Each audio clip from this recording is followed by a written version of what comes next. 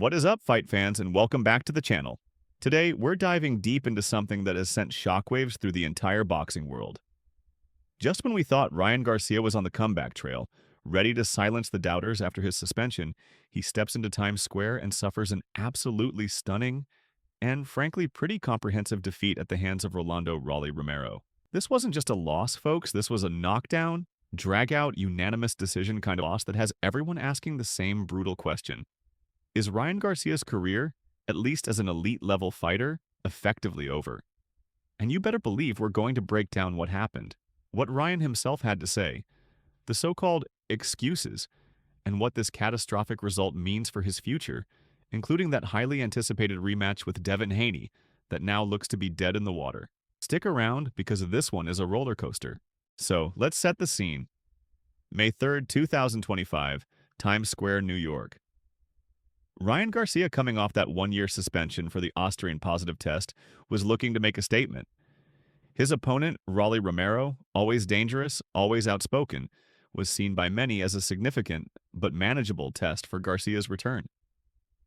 The narrative was clear. Garcia was supposed to win, look good doing it, and line up that massive payday rematch against Devin Haney. But boxing, as we know, rarely follows the script. From the opening bell, something seemed off with Garcia. He looked a step slower. His trademark lightning-fast left hook wasn't finding its home with the usual devastating accuracy. Rolly, on the other hand, looked confident, pressing the action, and clearly wasn't intimidated by Garcia's reputation or the occasion. Then came the second round. Bam! Rolly Romero lands a thudding overhand, right that sends Ryan Garcia crashing to the canvas. The crowd was stunned. Garcia got up, visibly shaken, and from that moment on, he never really seemed to recover his composure or establish any kind of dominance. Rolly was relentless, not reckless, but constantly applying pressure, outworking Garcia, and landing the more significant blows throughout the contest. While Garcia showed flashes of his speed, they were few and far between. He appeared hesitant, almost gun-shy at times, a far cry from the confident, explosive fighter we've seen in the past.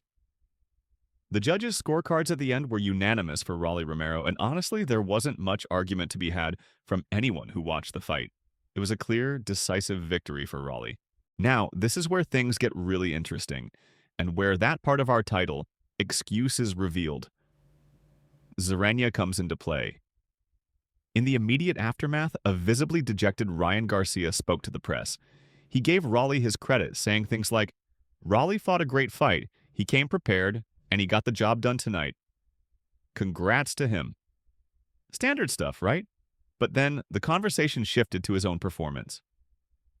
Garcia was quoted saying, and I'm paraphrasing slightly here, but the sentiment was clear: "Man, that year off, it was tougher than I thought. My timing was off, my legs didn't feel completely under me. People don't understand what a long layoff like that does to you, especially when you're trying to get back to this level. I felt flat. Mentally, I was there, but physically, it just wasn't connecting tonight." He also mentioned the pressure of the comeback, the eyes of the world on him, and how it perhaps weighed on him more than he anticipated. Now, are these legitimate reasons or are they excuses? That's for you guys to decide, and I definitely want to hear your thoughts in the comments below. On one hand, a year out of the ring, especially due to a suspension which carries its own mental baggage, is a significant hurdle for any fighter. Ring rust is a very real phenomenon. His timing did look off, he did look a step slower. So there's definitely some validity to what he's saying.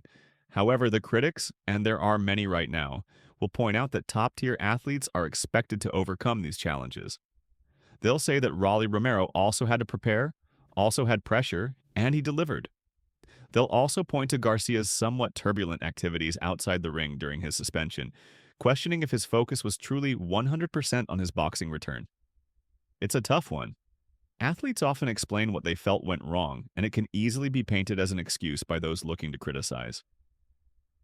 But there's no denying his explanation centered heavily on the impact of that layoff. So, the million-dollar question, is Ryan Garcia's career over? Let's be clear, over is a strong word.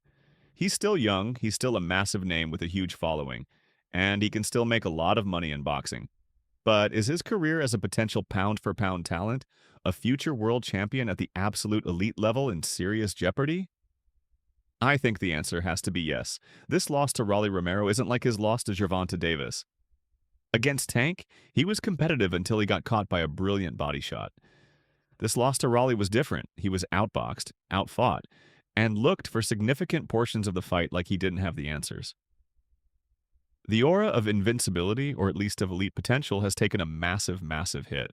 Promoters and other fighters will be looking at this performance and thinking that Ryan Garcia is far more vulnerable than previously believed. The path back to a title shot, let alone a super fight, just got incredibly long and difficult. He'll need to string together several convincing wins against credible opposition. But will he get those opportunities easily? And more importantly, does he still have the hunger and dedication to climb that mountain again, especially after such a deflating defeat?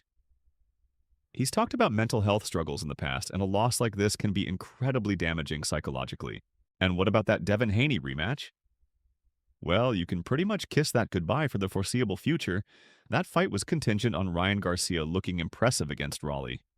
It was the carrot being dangled, the big money, high-profile fight that would have put him right back in the mix. Now, there's absolutely no way that fight happens next. Devin Haney and his team will be looking elsewhere. Why would they risk a fight against someone who just lost convincingly to Rolly Romero, especially when there are other champions and top contenders to face?